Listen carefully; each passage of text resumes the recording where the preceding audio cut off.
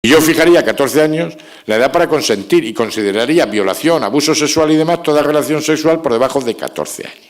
Pero ahora llega el PP y dice, vamos a cambiar esto de la edad y vamos a poner 16 años para contraer matrimonio. Perfecto. Estoy de acuerdo en elevar la edad de 16 años para contraer matrimonio. El problema es que el PP mantenga también la edad de 16 años para consentir relaciones sexuales. Pues yo no sé si sabrán los del PP que los niños de 14 y 15 años están harticos de mantener relaciones sexuales. Como me fijen los del PP, 16 años para consentir relaciones sexuales, no voy a hacer otra cosa en mi juzgado que celebrar juicios de violaciones, de abusos y de agresiones sexuales. ¿Cómo dejaría yo la cosa? Pues 14 para consentir relaciones sexuales y 16 años para contraer matrimonio. Pero fijaros cómo está el patio hasta que salgan las leyes, porque estas leyes, salvo el de la aplicación, tardan mucho.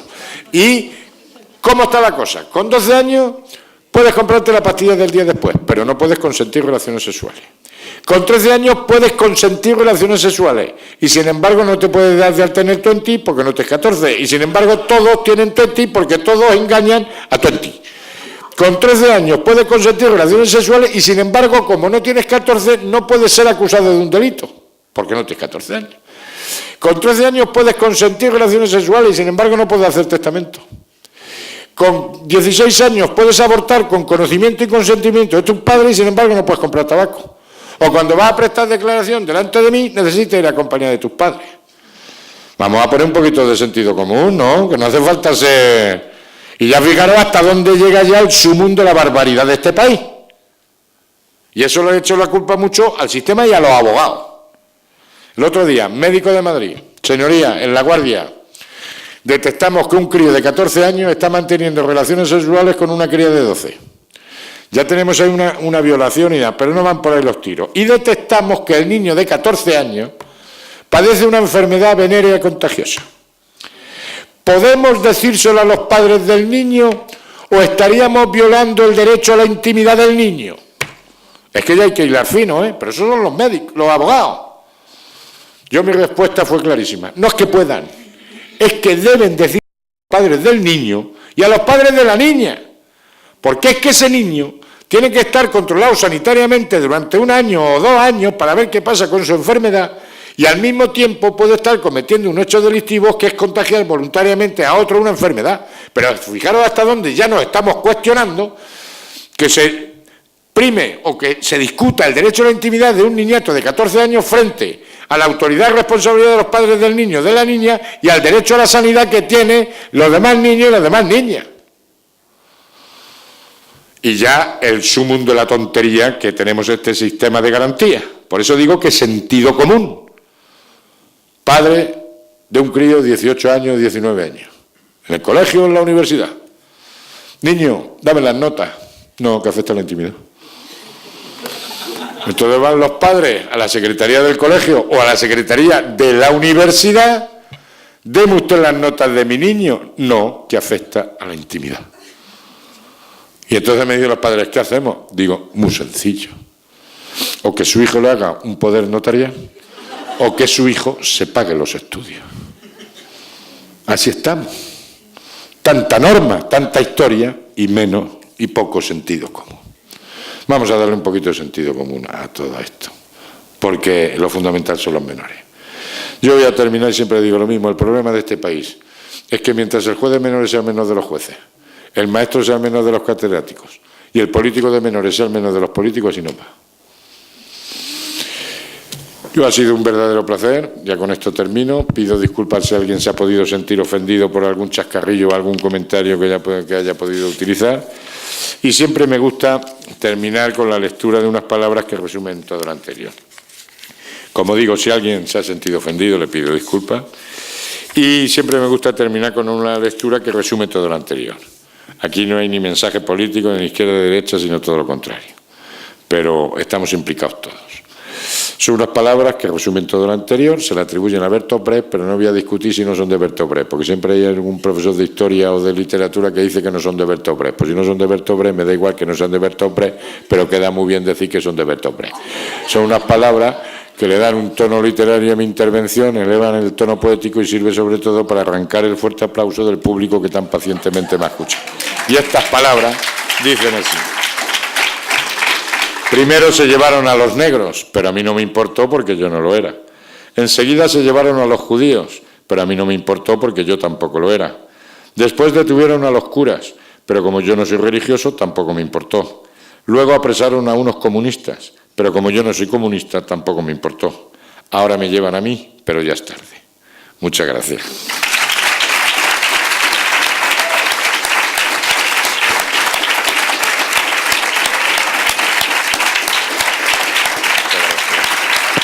Muchas gracias.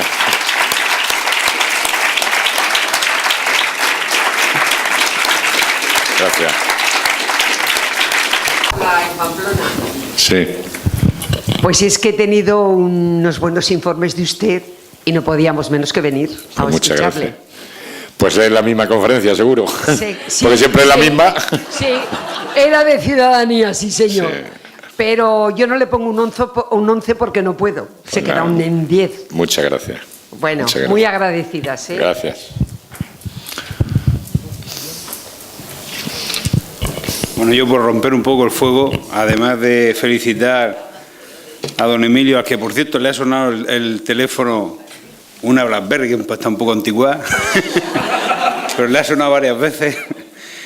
Yo sí quería hacer una reflexión, porque uno de los datos que ha dado antes, cuando estaba hablando, aparte del botellón y tal, era lo del el teléfono como una droga.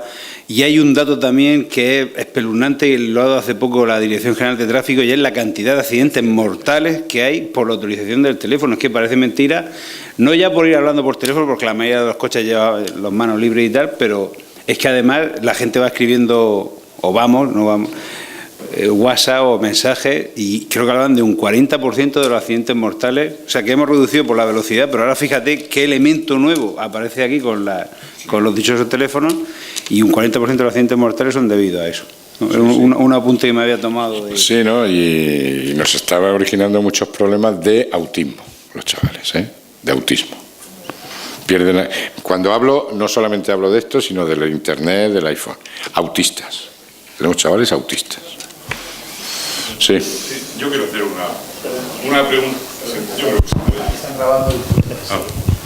Yo quiero hacer una pregunta, reflexión, para ver si está usted de acuerdo con ello. Somos de la misma edad, más o menos unos meses de diferencia, y yo me he criado en un pueblo con costras en las rodillas de tanto correr y jugar con pantalones cortos y merendando bocadillos de chocolate por la tarde, ¿no? En una época, hace ya unos años, en la que se vivía tranquilo, con más cosas, menos cosas, se vivía tranquilo. ¿No piensa usted que se le ha ido la olla a esta sociedad en legislar? Yo me siento agredido, absolutamente.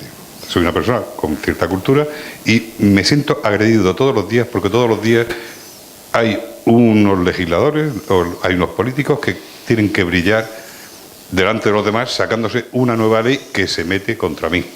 Y llega un momento que me siento absolutamente atado, absolutamente maniatado y agredido por la clase política y por la clase dirigente, ¿no? Eso, los juristas, ¿cómo lo ven? ¿Cómo? No, yo lo veo exactamente igual. Yo me siento agredido. Yo creo... Yo soy de los del prohibido prohibir, sí. Cuando tenía 18 años, que era sí, lo que me correspondía, sí. ¿no? Pero ahora es que... se regula demasiado. Más fuerte todavía. Se regula demasiado, se ha judicializado todo. Pero creo que se están invadiendo esferas que son, y sin embargo no se legisla otras cosas que se deberían de legislar. Pero yo creo que sí, que hay mucha norma, y cuanto más se legisle, más fácil es violarlas, porque siempre hay otras contradictorias. No, a mí ya me encanta violarlas. Claro. Es cuando dices, no escribas en un auto de procesamiento mucho, porque cuanto más escribas, más te puedes equivocar. Pero sí, yo creo que hemos perdido el sentido común. Y luego, sobre todo, no se legisla. Yo lo digo siempre, yo echo de menos la época de la transición. Ahora se ha hablado mucho con esto del rey, del príncipe y demás. Yo echo de menos el espíritu constructivo que tuvimos en los años 70 y tantos al 90. Éramos universitarios. Y se ha desmadrado ya todo. Y ahora sí. Pero si se legisla demasiado, yo creo que no hace falta legislar tanto. Y unas normas fundamentales. Yo siempre digo, es que parece que usted que tiene, yo siempre digo, es preferible tener pocas ideas muy claras, poquitas pero claras, a tener muchas y confusas.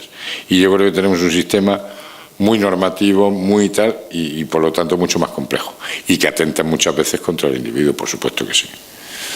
Yo además pienso, y lo dije el otro día, la época de la justicia, que nunca ha sido honesta, pero la época de la justicia ha desaparecido. Y del parlamentarismo que tuvimos en esa época de la transición ha desaparecido. Absolutamente, los grandes políticos han sí. desaparecido. Pero es que esto tiene visos de que tiene que reventar en algún momento. Y está reventando ya. Pero creo. no termina de reventar del todo. No, porque pero en este país, sí. por muchas menos, con muchas menos motivaciones, Sí. Ha ardido por los cuatro costados varias veces. Sí, yo ¿no? creo además, Varias veces. hombre, lo que pasa es que ya estamos entrando en política y a mí no me importa, pero que yo estoy de acuerdo. Pero yo creo que hubo 4 cosas que nunca se tuvieron que transferir en las comunidades autónomas en la transición, que es justicia, sanidad, educación y defensa. Absolutamente. Y estamos pagando el pato. Tú me das a mí educación y dentro de 30 años te hago yo una generación de andaluces independentistas. Ya está. Y estamos pagando el pato.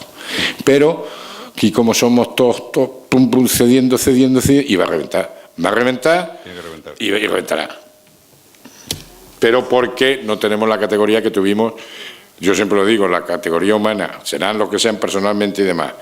Tener la capacidad de sentarse en la misma mesa un Carrillo, un Fraga, un Felipe, un Suárez o un Roca, no la tienen ni el Mariano, ni el Zapatero. Y de aquí no ni los salimos otros, ni los hasta otros. que no hayamos hecho las cosas bien. Pero estoy de acuerdo, pero...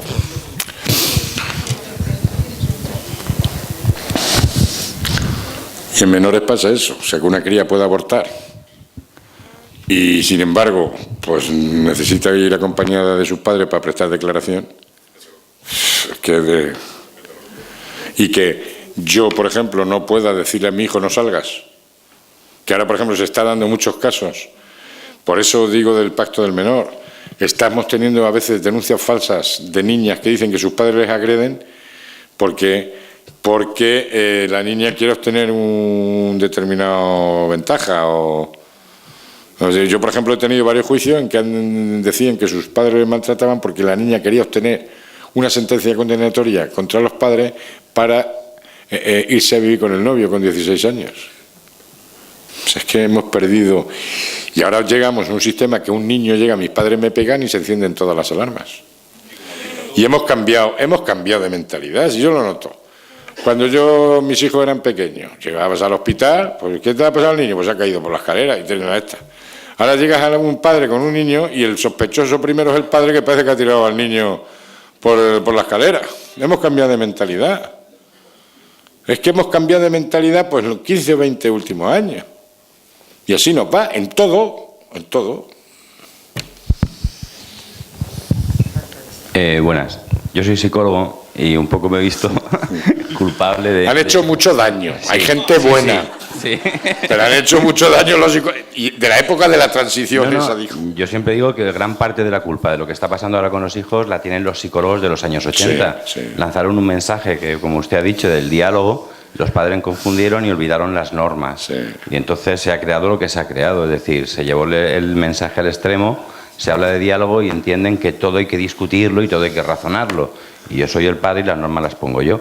Y un poco pues agradezco ese mensaje que ha lanzado usted de las normas, porque yo creo que es una de las reivindicaciones que tenemos los psicólogos ahora con los padres.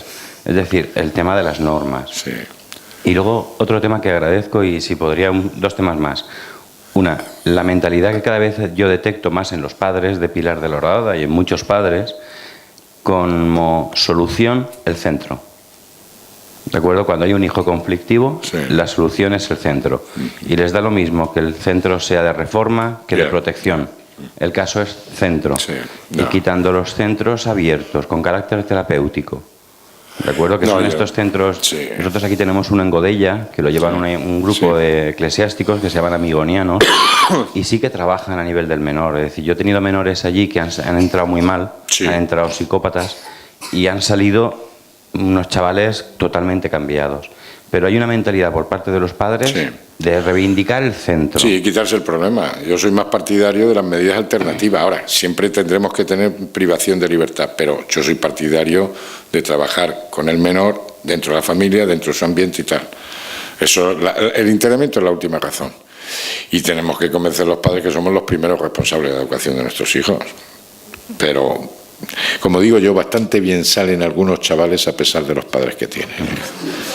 A mí muchas veces me entran ganas de condenar a los padres, lo que pasa es que no puedo, pero sí, estoy de acuerdo. Y hay otro mensaje que también ha lanzado usted, y el ponente que viene el viernes que viene va sobre drogas. Y en una de las conferencias que asistí, insistía en que la alta correlación de trastorno psicótico con consumo de cannabis, consumo de marihuana. Sí. Está subiendo mucho. Y está subiendo. Y yo además siempre lo digo, por eso soy tan enemigo del botellón. Porque para mí el alcohol es la base, es el principio. Y se está transmitiendo la idea de que el porro, la marihuana y tal lo fuman los intelectuales. Otra vez a mayo del 68. Entonces parece que estamos los intelectuales, es que es un porrillo, es que tal y que cual. Y ya digo que nos estamos encontrando chavales con 16, 17, 18 años muy tarados ya psíquicamente. Está haciendo estragos. Pero no se transmiten mensajes claros. Y por eso digo que al gobierno y a los políticos existen complejos de joven democracia. Y que ya está bien, hay que llegar y decir hasta aquí hemos llegado. Ya no sé si es bueno prohibirlo. Ahora yo, por ejemplo, yo antes decía, ¿las drogas las prohibiría esta? Y antes decía, sí. Ahora ya no lo sé porque no tengo la solución, pero los políticos la tienen que tener porque para eso los hemos nombrado. Entonces es un problema muy serio.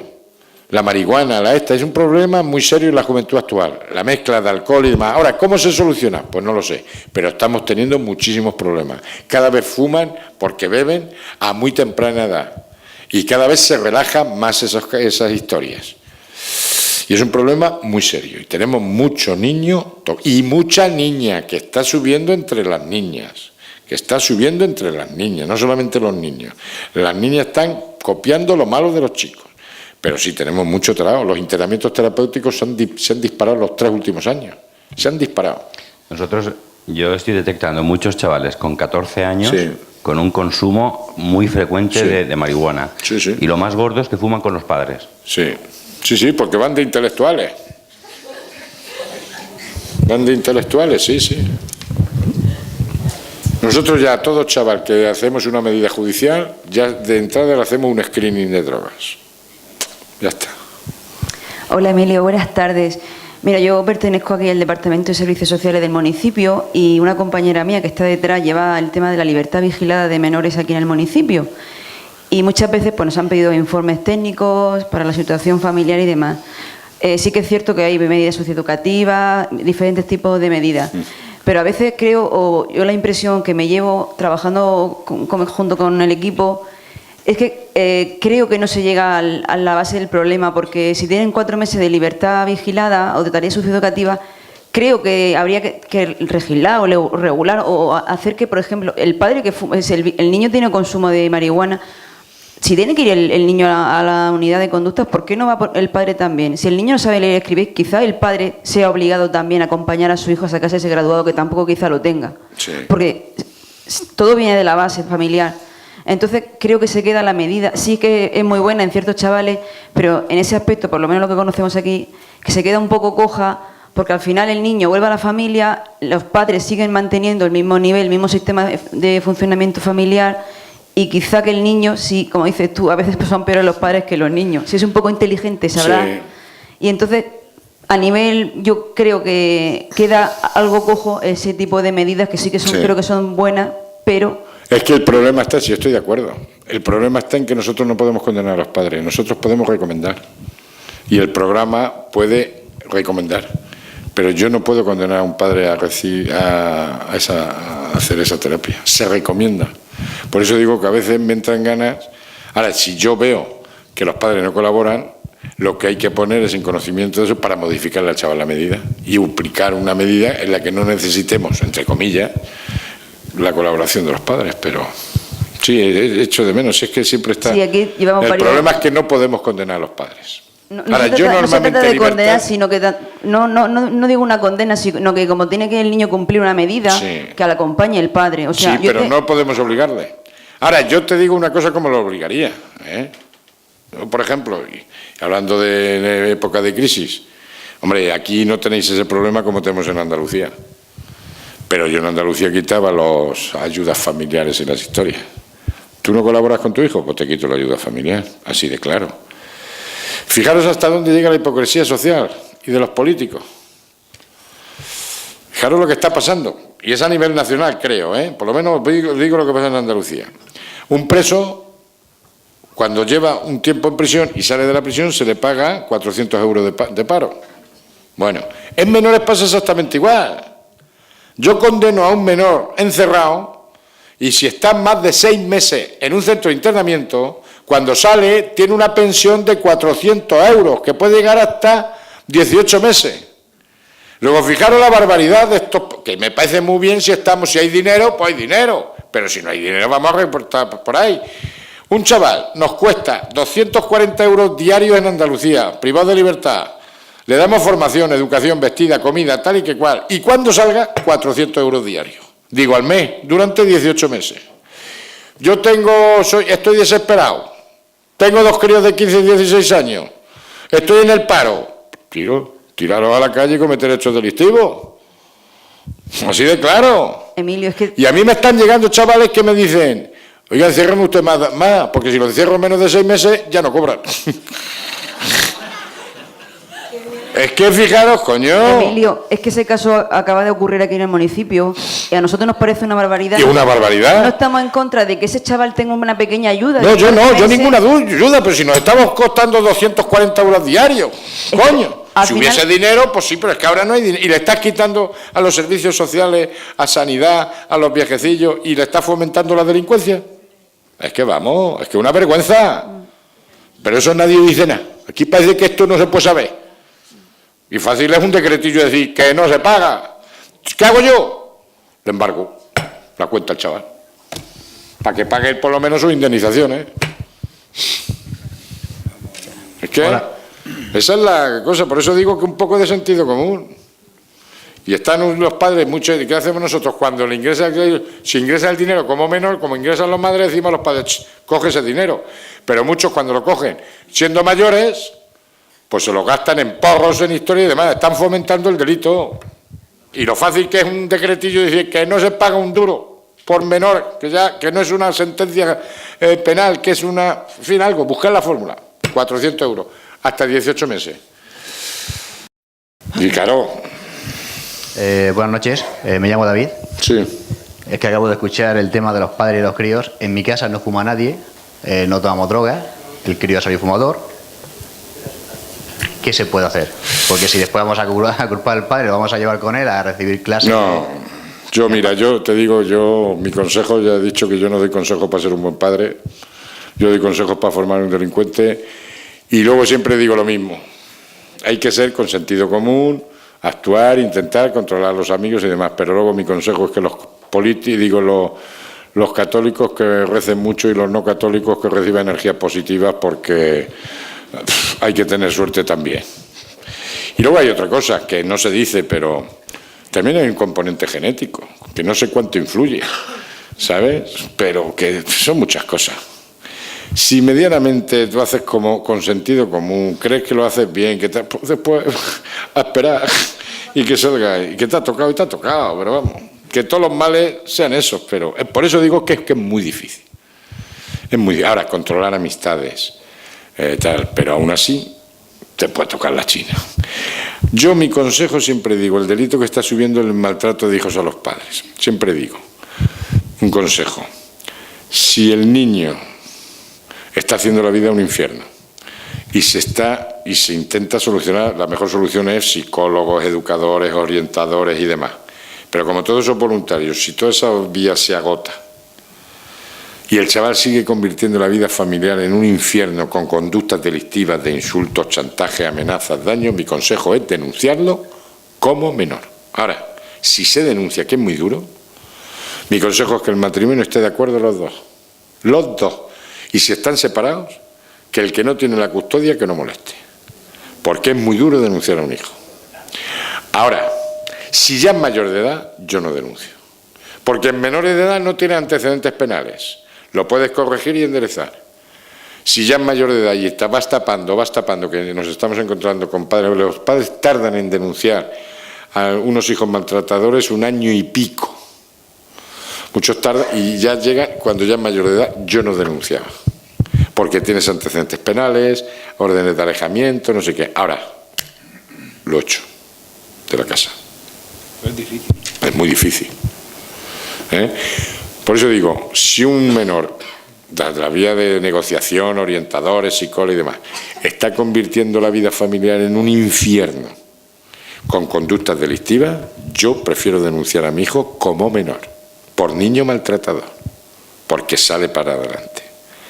Ahora, si aguanto y ya es mayor, yo no lo denunciaría, no iniciaría la vida penal, pero sí lo echaba de la casa.